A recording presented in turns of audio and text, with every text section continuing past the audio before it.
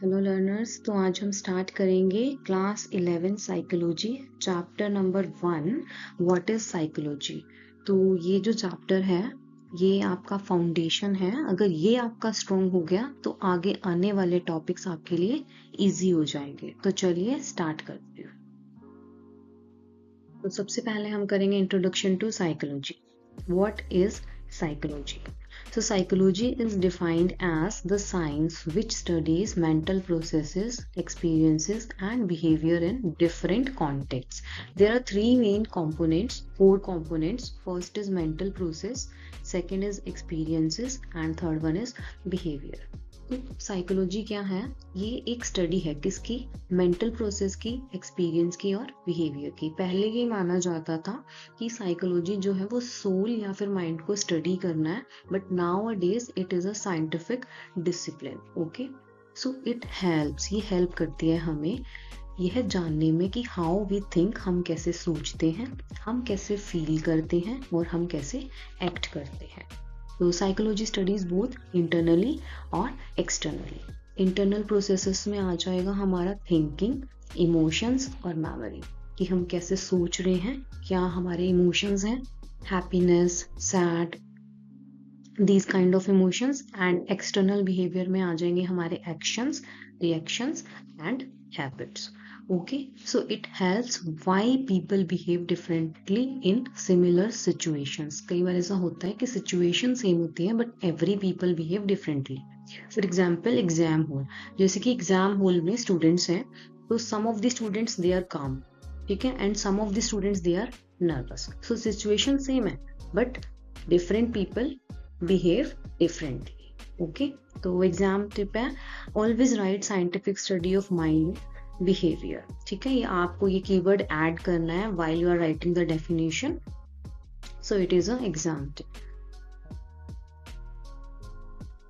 हम बात करेंगे मेंटल प्रोसेस की। मेंटल प्रोसेस का मतलब होता है माइंड के अंदर चलने वाली internal activities, internal processes of the mind, जो डायरेक्टली हमें दिखाई तो नहीं देती बट हमारे बिहेवियर को क्या करती है, कंट्रोल करती है। इसमें सबसे पहले आता है हमारा थिंकिंग। जैसे कि आप क्वेश्चन पेपर देखते हैं तो आप डिसाइड करते हैं कि फर्स्ट मैं ये वाला क्वेश्चन सॉल्व करूंगा, देन उसके बाद ये वाला, तो ये क्या है, आपकी थिंकिंग।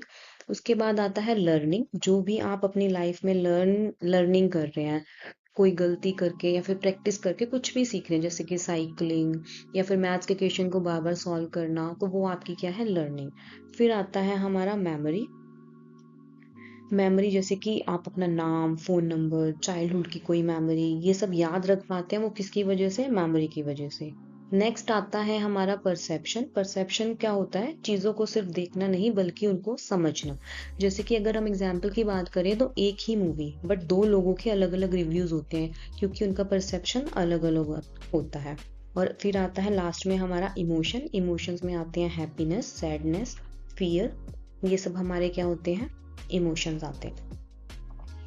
देन इट बहुत इंपॉर्टेंट है ये line, link, it is linked with brain activity but not the same as brain.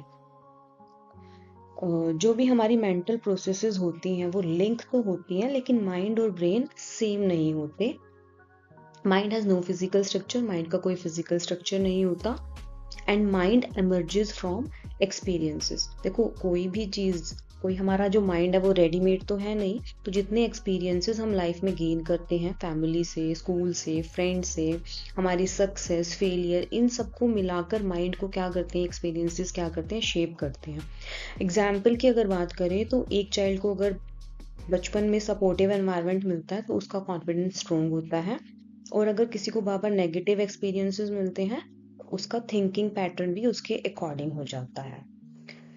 Next हम बात करेंगे एक्सपीरियंस के बारे में। एक्सपीरियंस का मतलब होता है जो हम अंदर से फील करते हैं। It is subjective in nature. Subjective का मतलब होता है इट इज पर्सनल, जो सिर्फ वही जानता है जिसके साथ वो चीजें हो रही हैं, जो उसे फील कर सकता है वही समझता है। known only to the person experiencing them. It is influenced by internal factors as well as external factor. ठीक है, तो ये इंटरनल फैक्टर से भी इन्फ्लुएंस करेगा और एक्सटर्नल फैक्टर से भी इन्फ्लुएंस करेगा। इंटरनल फैक्टर्स में आ जाएगा आपका मूड या फिर मोटिवेशन, और एक्सटर्नल फैक्टर्स में आ जाएंगे एनवायरनमेंट, पीपल, एटसेट्रा। अगर इसमें एग्जाम्पल की बात करें, जैसे कि दो स्टूडेंट्स हैं, दोनों को सेम मार्क्स मिला है, हो सकता है एक स्टूडेंट हैप्पी है बहुत, बट दूसरा स्टूडेंट उतना हैप्पी नहीं है, उसे थोड़ी डिसअपॉइंटमेंट है। तो एक्सपीरियंस क्या है, दोनों के डिफरेंट है। ठीक है, तो वही एक्सपीरियंस कर सकते हैं जो उस टाइम पे उस चीज को फील कर रहे हैं। जब आप हैप्पी मूड में होते हो, तो जैसे कि अगर हम मूड की बात करें, अगर आप हैप्पी है तो छोटी सी अचीवमेंट भी आपको बहुत खुशी देती है। ठीक है, और अगर आपका मूड खराब है तो फिर उस टाइम पे आप उसके अकॉर्डिंग बिहेव करेंगे। और अगर हम एक्सपीरियंसेस की बात करें या फिर एनवायरनमेंट, एक्सटर्नल फैक्टर्स की बात करें, एनवायरनमेंट की या पीपल की, तो एक एग्जांपल ले सकते हैं। जैसे कि आप एक क्राउडेड बस में हैं, ठीक है, पिकनिक पे जा रहे हैं, तो वो ही सेम बस जब आप पिकनिक पे जा रहे हैं तब आपको एंजॉयबल लगेगी। ठीक है, लेकिन जब आप वापस आ रहे हैं या फिर आप पिकनिक पे नहीं जाके वैसे ही ट्रेवल कर रहे हैं नॉर्मली, तो वो आपको इरिटेट करेगी। तो ये जो इंटरनल और एक्सटर्नल फैक्टर्स हैं, ये इन्फ्लुएंस्ड करते हैं एक्सपीरियंसेस को। फिर इसमें एग्जाम्पल्स हमारे रहेंगे पेन, कोई भी pain, physical pain, emotional pain, happiness जब आप कोई गोल अचीव कर लेते हो, ग्रीफ या मेडिटेशन एक्सपीरियंसेस जब आप रिलैक्स फील करते हैं, तो ये डायरेक्टली ऑब्जर्व नहीं किए जा सकते। फिर आता है हमारा बिहेवियर। अब हम करेंगे बिहेवियर की बात। बिहेवियर का मतलब होता है इंडिविजुअल का कोई भी रिस्पॉन्स या फिर एक्टिविटी, एनी रिस्पॉन्सेज और एक्टिविटी ऑफ एन इंडिविजुअल। तो ये साइकोलॉजी में दो टाइप्स के होते हैं, ओवर्ट एंड कोवर्ट। ओवर्ट होते हैं जो क्लियरली दिखाई देते हैं, ठीक है, जैसे कि चलना, बोलना, हंसना, रोना। और कोवर्ट वो होते हैं जो अंदर से होते हैं लेकिन डायरेक्टली दिखाई नहीं देते, जैसे कि सोचना, प्लानिंग करना, इमेजिन करना, टेंशन लेना। ठीक है, तो ये एक इम्पोर्टेंट कॉन्सेप्ट है। अब जो है स्टिमुलस, जो है रिस्पॉन्स, ये हमने यहाँ पे लिखा है, स्टिमुलस किसको ट्रिगर करता है, ये रिस्पॉन्स को ट्रिगर करता है। जैसे कि अगर मैं बेल हुई, ठीक है, स्कूल में है, बेल हुई, लंच ब्रेक की बेल हुई, स्टूडेंट्स ने कैसे रिएक्ट किया, बुक्स बंद की और क्लास से बाहर गए। ठीक है, तो स्टूडेंट ने जो रिएक्ट किया वो रिस्पॉन्स, और जो बेल थी हमारी वो है स्टिमुलस। नेक्स्ट हम करेंगे nature of psychology.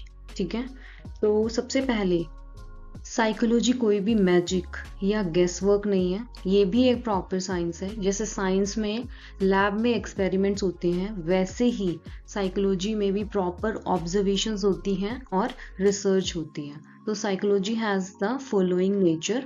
First, it is a scientific discipline, ये मैं आपको ऑलरेडी बता चुकी हूँ। Second, it uses systematic methods like observation and experiments, ये मैंने अभी आपको बताया कि हम इसमें ऑब्जर्वेशन भी करते हैं और एक्सपेरिमेंट्स भी करते हैं। It studies both individual and group behaviour, दोनों के बिहेवियर को स्टडी करती है।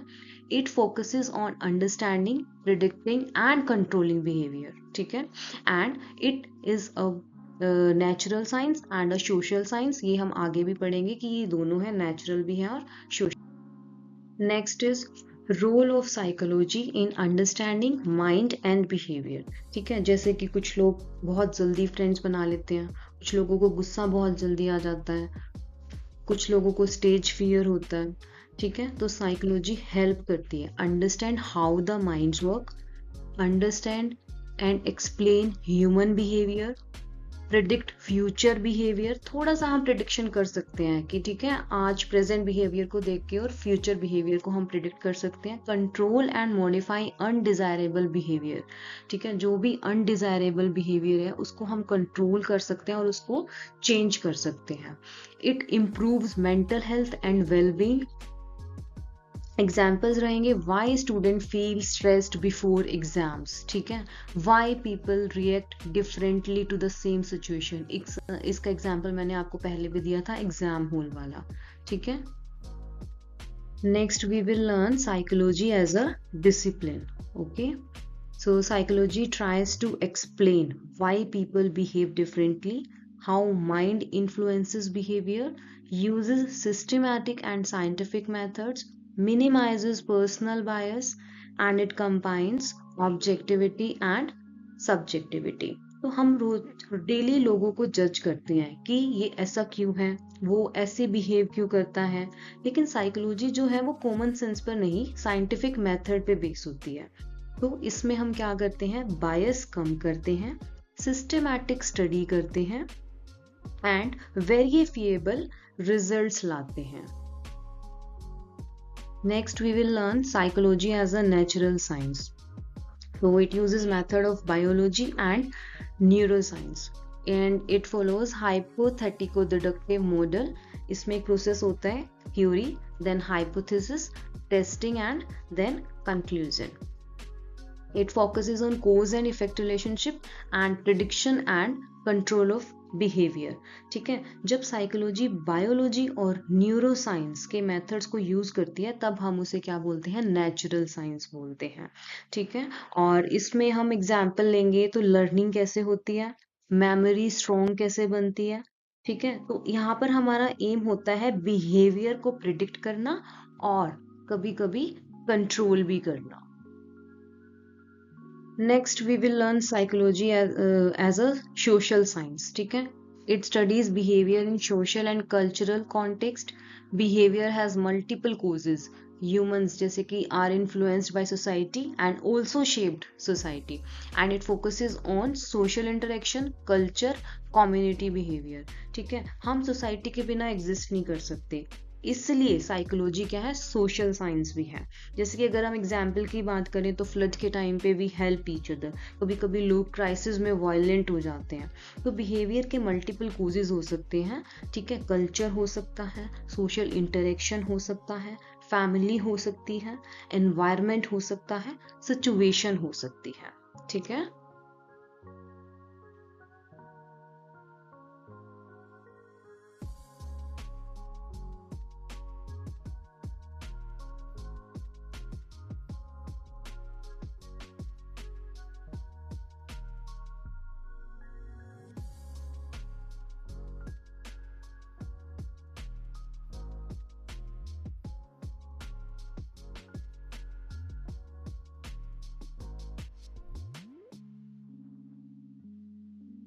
तो आज का हमारा लास्ट टॉपिक है माइंड एंड बिहेवियर।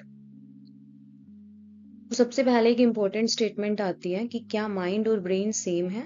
आंसर है नहीं, mind and brain are not same but they are closely related. ठीक है, आइडेंटिकल नहीं है। ब्रेन एक फिजिकल ऑर्गन है जबकि माइंड एक नॉन फिजिकल एंटिटी है। इनको प्रूव करने के लिए कुछ एविडेंस दिए गए हैं। फर्स्ट है फैंटम लिम्ब केसेस और सेकंड है स्प्लिट ब्रेन स्टडीज। तो इसमें क्या होता है, फैंटम लिम्ब केसेस में ये होता है जब किसी पर्सन का हाथ या पैर एम्प्यूटेट हो चुका होता है बट उस पर्सन को उस लिम्ब में कोई पेन या सेंसेशन फील हो रहा होता है। तो इससे ये पता चलता है कि जो सेंसेशन है वो माइंड से आ रही है, सिर्फ बॉडी से नहीं। तो ये प्रूफ है कि माइंड और ब्रेन रिलेटेड होते हुए भी सेम नहीं है। सेकेंड है हमारा स्प्लिट ब्रेन स्टडीज। ये उन पेशेंट्स पे होता है जिनके ब्रेन का कॉर्पस कॉलोसम कट कर दिया गया होता है। इस कंडीशन में क्या होता है, ब्रेन का लेफ्ट और राइट हेमिस्फीयर इंडिपेंडेंटली काम करता है। रिजल्ट ये होता है कि पर्सन का बिहेवियर और रिस्पॉन्सेज चेंज हो जाते हैं, जैसे कि एक हाथ कुछ और कर रहा होता है, दूसरा कुछ और। तो यह दिखाता है कि ब्रेन के स्ट्रक्चर में चेंज माइंड और बिहेवियर दोनों को अफेक्ट करता है। नेक्स्ट है हमारा mind influences body. Mind body को इन्फ्लुएंस करती है और बॉडी माइंड को इन्फ्लुएंस करता है। पॉजिटिव थिंकिंग इम्प्रूव्स हेल्थ, और जो पॉजिटिव थिंकिंग होती है उससे हमारी हेल्थ भी इम्प्रूव होती है। जैसे कि इसके कुछ एग्जांपल्स हैं, जब हम स्ट्रेस में होते हैं तो हमें हेडेक हो जाता है, एंजाइटी से स्टमक इश्यूज भी हो सकते हैं, और पॉजिटिव थिंकिंग से रिकवरी फास्ट होती है। अगर कोई पेशेंट होपफुल और पॉजिटिव होता है तो उसकी हीलिंग प्रोसेस भी बेटर होती रहती है। ठीक है, तो इट प्रूव्स कि positive thinking improves health. Next है हमारी न्यू फील्ड है, that is psycho neuro immunology. इसमें क्या होता है, इसमें माइंड बॉडी रिलेशन को साइंटिफिकली स्टडी करने के लिए एक नया फील्ड डेवलप हुआ है। ठीक है, इसमें क्या होता है, एक तो mind psychology, nervous system neuro यानी कि nervous system and immune system that is immunology. ये फील्ड एक्सप्लेन करता है कि कैसे थॉट्स, इमोशंस और स्ट्रेस हमारी इम्यूनिटी और हेल्थ को अफेक्ट करते हैं। नेक्स्ट है माइंड बॉडी कनेक्शन। तो that will be the conclusion. Summary ये है कि माइंड और ब्रेन अलग हैं लेकिन डीपली इंटरकनेक्टेड है। ठीक है, माइंड और बॉडी एक दूसरे को इन्फ्लुएंस करते हैं और बॉडी माइंड को इन्फ्लुएंस करती है और माइंड बॉडी को इन्फ्लुएंस करता है। तो एग्जाम के लिए ये गोल्डन लाइन है आपकी, mind and behaviour are closely related to brain functions but they cannot be equated with the brain। तो आज के लिए इतना ही। नेक्स्ट टॉपिक्स हम नेक्स्ट वीडियो में कवर करेंगे। Thank you.